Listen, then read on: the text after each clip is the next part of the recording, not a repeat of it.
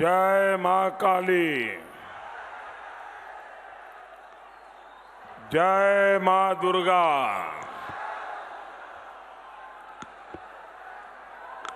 झारग्रामवासी के अमार जोहार। अपना देर शकोल के अमार विनम्रो नमस्कार।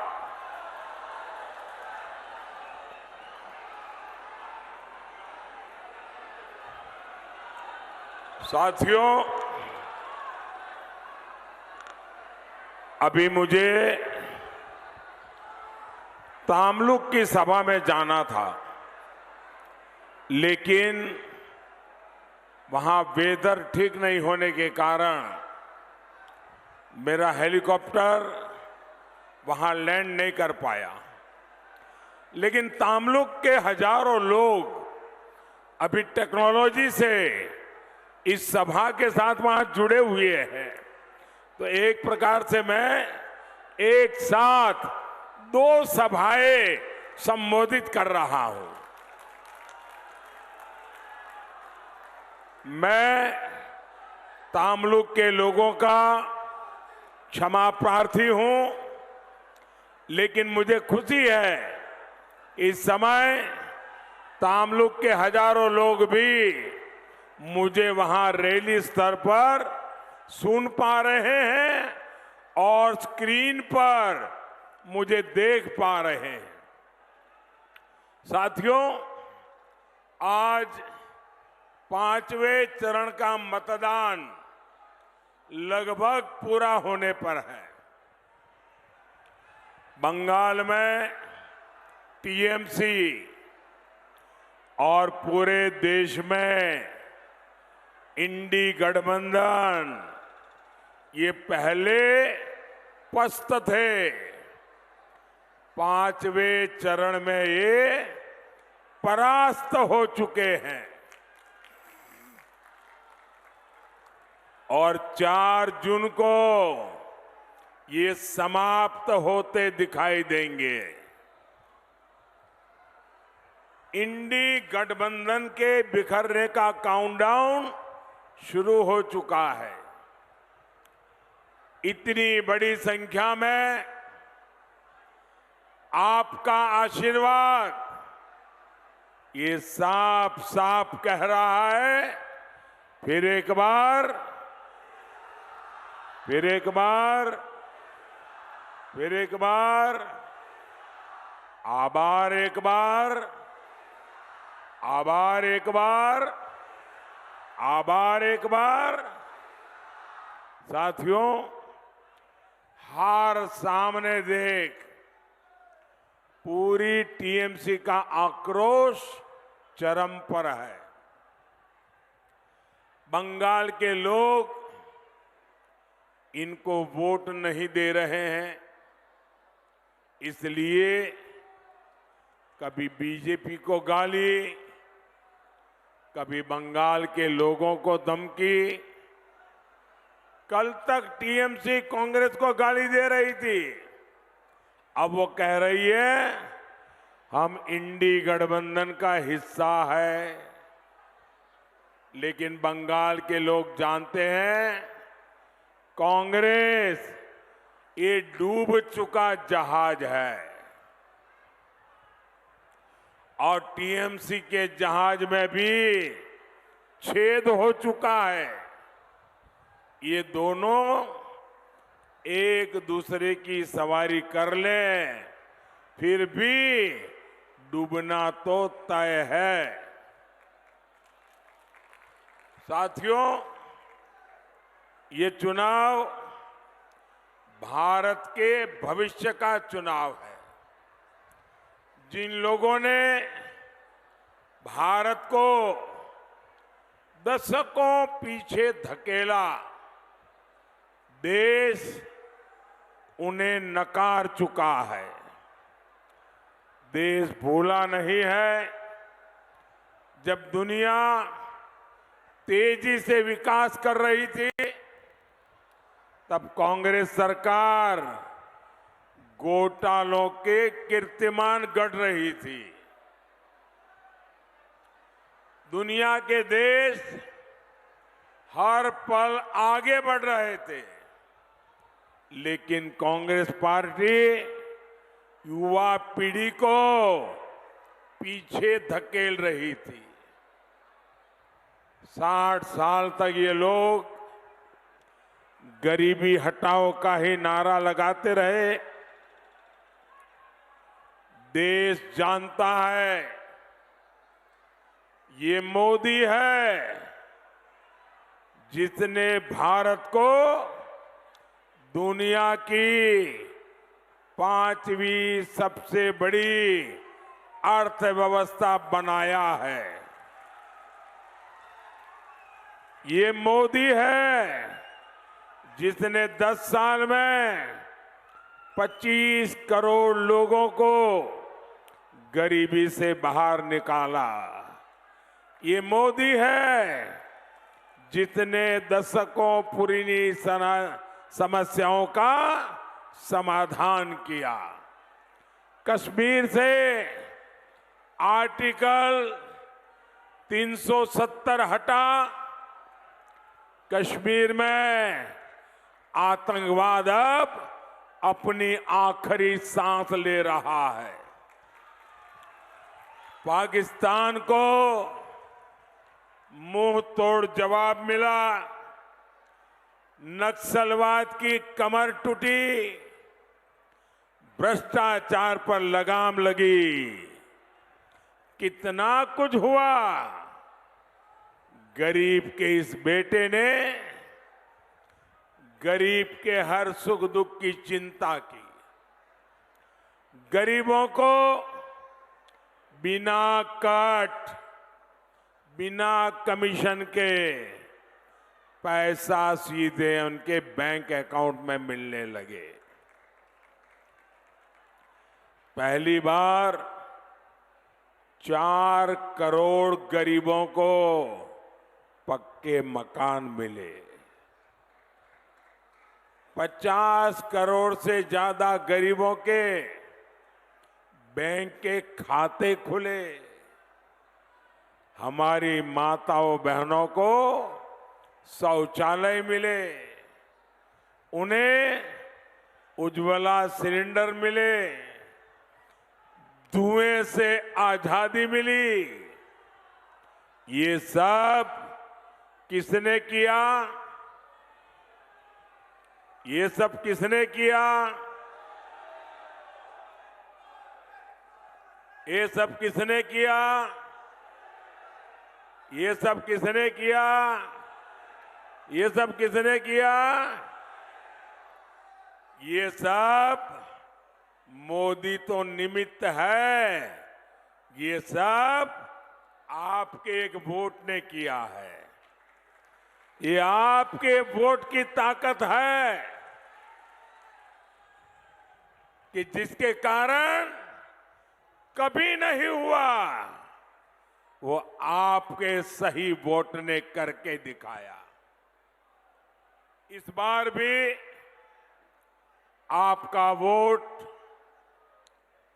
विकसित बंगाल बनाने के लिए, विकसित भारत बनाने के लिए। साथियों, जब नीयत ठीक होती है तो इंसान अपने कामकाज का लेखा जोखा बताता है।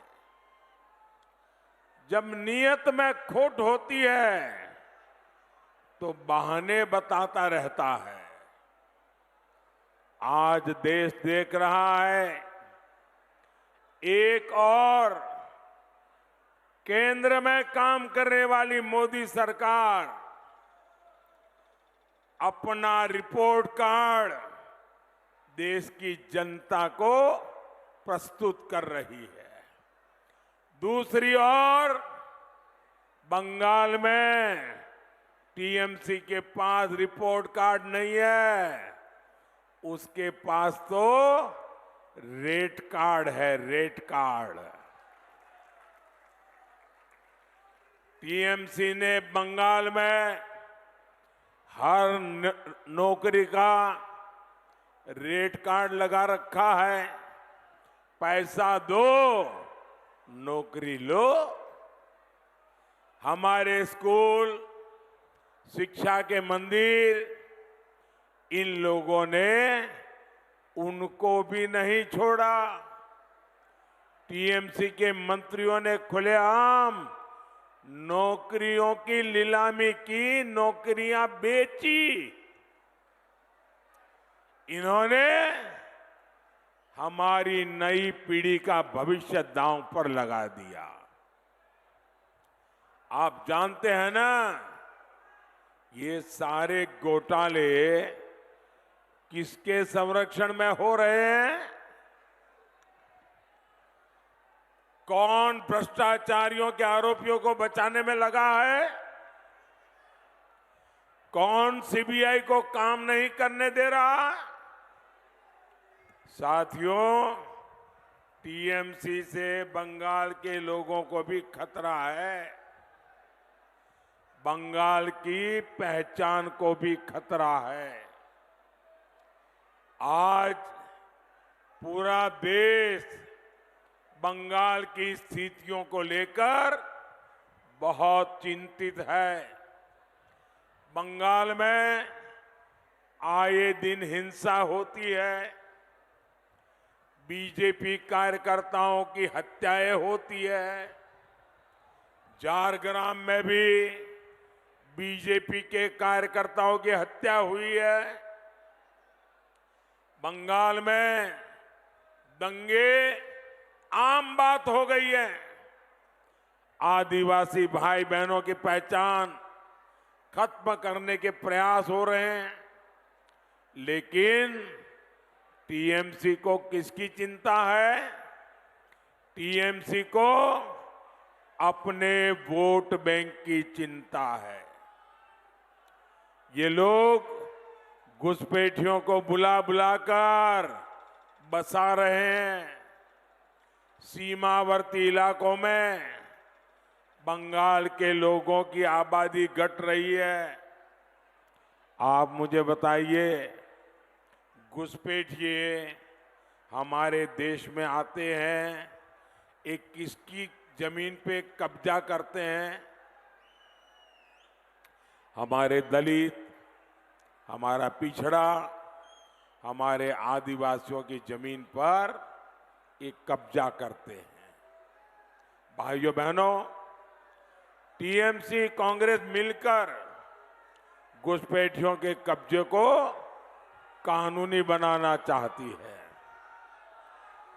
कांग्रेस पार्टी कह रही है वो सबकी संपत्ति की जांच कराएगी, फिर आपका पैसा, आपकी जमीन अपने वोट जिहाद वालों को, वोट बैंक वालों को दे देंगे। क्या मैं जरा आपसे पूछना चाहता हूं, क्या आपका अधिकार आप किसी को छीनने देंगे? क्या ये बात आपको स्वीकार है? क्या आप होने देंगे? क्या साथियों, बाबा साहब आंबेडकर धर्म के आधार पर आरक्षण के खिलाफ थे।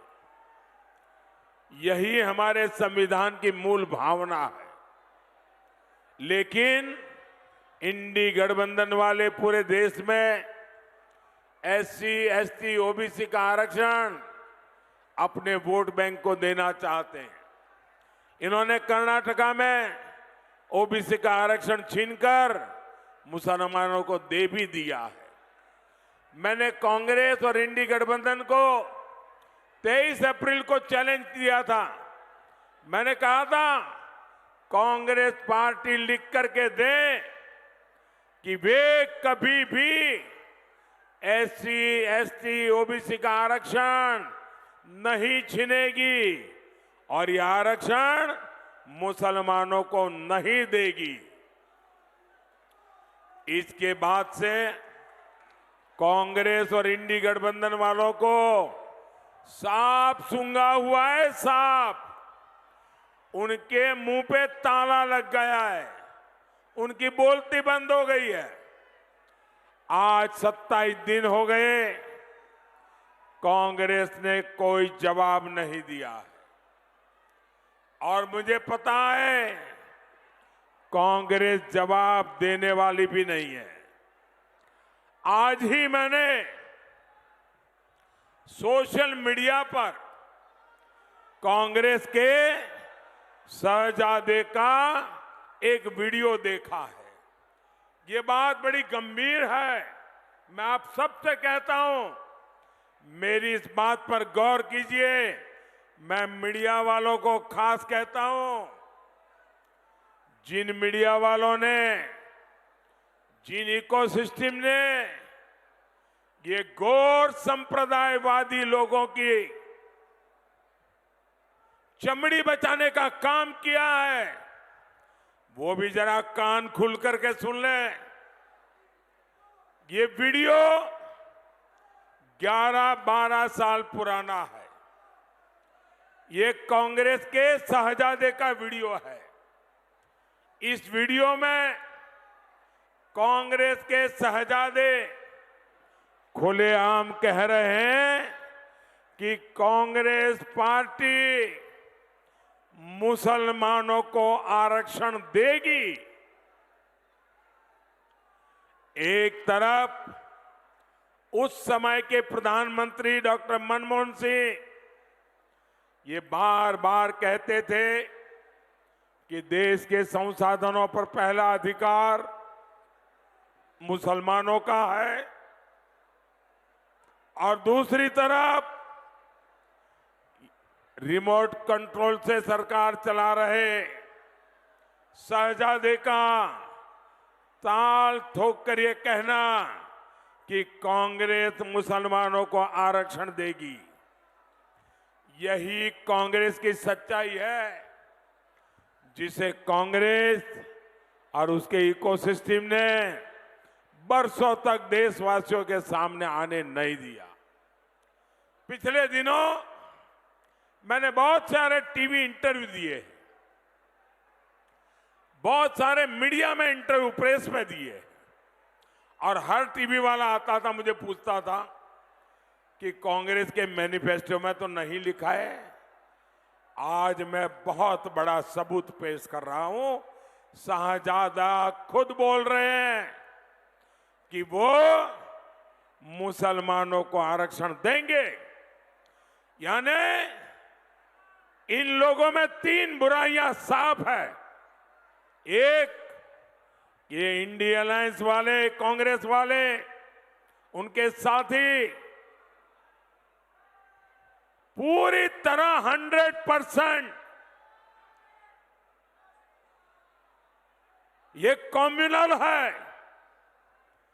ये भारत की बिन सांप्रदायिकता के संविधान के गौर विरोधी है। दूसरा, ये गौर जातिवादी है। और तीसरा, ये गौर परिवारवादी है। ये तीनों बुराइयों से भरे हुए हैं लोग।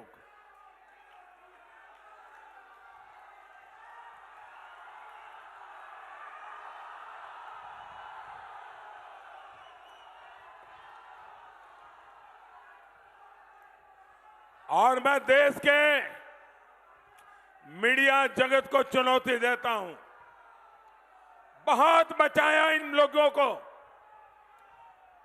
जिन इकोसिस्टम ने इन लोगों की रक्षा की है, वो जरा कान खोल के सुन ले। आपने देश के संविधान के अपमान को देखा, लेकिन आंखें बंद कर ली। ये कम्युनल लोग, जातिवादी लोग, परिवारवादी लोग मोदी का हिसाब मांग रहे।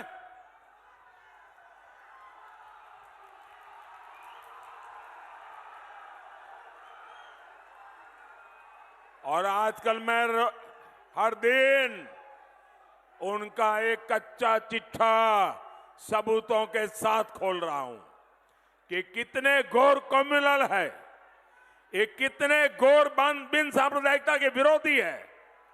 ये 100% सांप्रदायिक लोग हैं। कांग्रेस मुसलमानों को आरक्षण देगी और वो भी एससी, एसटी, ओबीसी का आरक्षण छीन करके लूट लेंगे आपका अधिकार।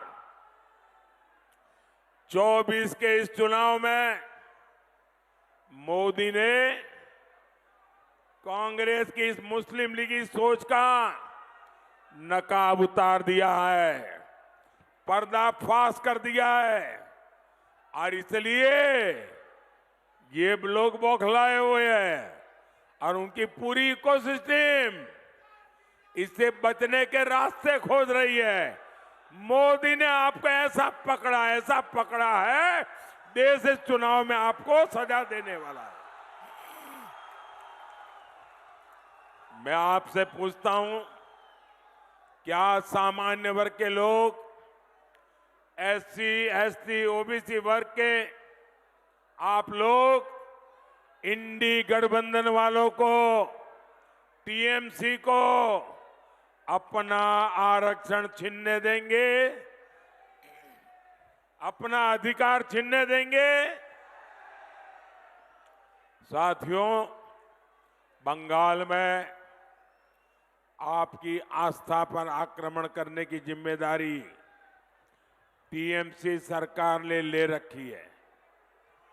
टीएमसी के नेता कहते हैं कि राम मंदिर तो अपवित्र है। क्या राम मंदिर अपवित्र है? क्या राम मंदिर अपवित्र है? क्या टीएमसी के इरादे अपवित्र है कि नहीं है? अरे टीएमसी सरकार खुद रामनवमी पर रोक लगाने के फरमान जारी करती है। टीएमसी के गुंडों से रामनवमी शोभा यात्राओं पर हमले करवाए जाते हैं। अब तो यहां की मुख्यमंत्री खुद हिंदू संतों को धमकी दे रही है।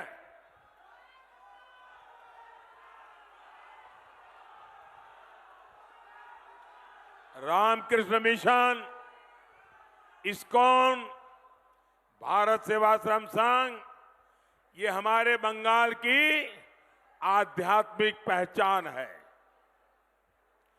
यहां की सीएम मंच पर से इन महान संस्थाओं को धमका रही है और इस धमकी ने टीएमसी के गुंडों का हौसला भी बढ़ा दिया है। पता चला है कि जलपाईगुड़ी में रामकृष्ण मिशन के आश्रम में कल रात को तोड़फोड़ की गई है। आश्रम में काम करने वाले कर्मचारियों के साथ मारपीट की गई है, उनको धमकी दी गई है। ये बंगाल को अब किस तरह ले जा रही है टीएमसी सरकार? कभी बंगाल में रामकृष्ण मिशन को धमकियां मिलेगी, आश्रम में तोड़फोड़ होगी, क्या किसी देशवासी ने कभी सोचा था? लेकिन अपने वोट बैंक को खुश करने के लिए टीएमसी सरकार हद पार कर रही है। रामकृष्ण मिशन का अपमान, हमारे संतों का यह अपमान बंगाल कभी भी सहन नहीं करेगा।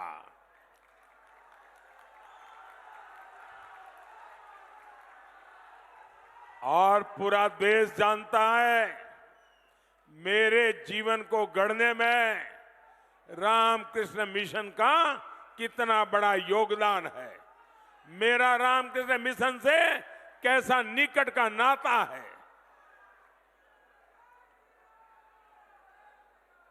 प्रधानमंत्री होने के बाद भी जब भी अवसर मिला, अगर रात्रि को रुकना था तो रामकृष्ण मिशन के सन्यासियों के साथ जाकर के रुकता हूं।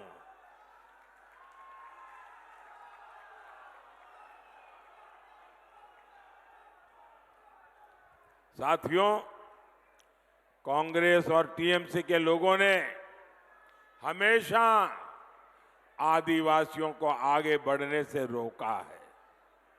आपको पता है ना, देश में पहली बार एक महिला आदिवासी को राष्ट्रपति किसने बनाया? बीजेपी ने बनाया। लेकिन आदिवासी महिलाओं को चुनाव हराने के लिए कौन कौन पार्टियां इकट्ठा हुई थी? ये सारे टीएमसी वाले, ये सारे कांग्रेस वाले, ये सारे वाम वाले, इन सब ने देश की आदिवासी बेटी को राष्ट्रपति बनने से रोकने की दिन रात कोशिशें की थी। लेकिन मोदी है, उनके आगे उनकी चलती नहीं है।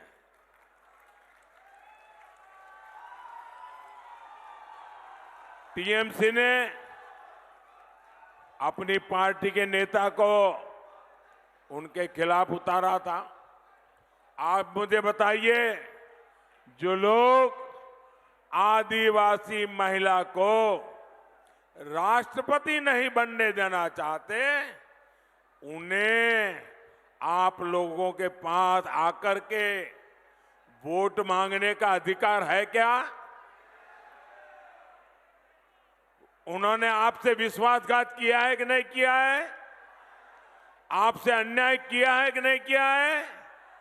तो ऐसे लोगों को घुसने देंगे क्या? साफ कर देंगे ना इस चुनाव में? साथियों, मोदी बंगाल के विकास के लिए काम कर रहा है। 2019 में आपने बीजेपी को मौका दिया, मैंने विकास के लिए पूरी ताकत लगा दी। हमने झारग्राम में नया मेडिकल कॉलेज खोला, हमने बंगाल की रेल कनेक्टिविटी को बेहतर बनाने के लिए काम किया, हमने यहां झारग्राम चाकुलिया की तीसरी लाइन का निर्माण किया, रेलवे स्टेशनों को आधुनिक बनाया, हमारा झारग्राम स्टेशन भी अमृत स्टेशन बन रहा है। लेकिन साथियों, जहां कानून व्यवस्था तबाह होती है, वहां निवेश पर भी असर पड़ता है और उद्योगों का विकास भी नहीं होता है। हमारा मेदिनीपुर और तामलुक उद्योग की संभावनाओं से भरा हुआ है। वहां पेट्रोकेमिकल इंडस्ट्री की अपनी पहचान रही है। लेकिन इतने साल से टीएमसी बंगाल में काबिज है। टीएमसी सरकार ने यहाँ के उद्योगों को आगे नहीं बढ़ने दिया। और सिर्फ तामलुक की ही बात नहीं है, ये पूरे बंगाल का दुर्भाग्य है। साथियों, आपका एक वोट टीएमसी के पूरे सिंडिकेट पर भारी पड़ेगा। इस बार पार्टी ने तामलुक से जस्टिस अभिजीत गंगोपाध्याय जी और कांथी से सोमेंदु अधिकारी जी को जिम्मेदारी दी है। आप झारग्राम से मेरे साथी डॉक्टर प्रणव टुडू को भी भारी वोटों से जिताए। तामलुक में और झारग्राम में आपका दिया हुआ हर वोट सीधा मोदी के खाते में जमा होगा।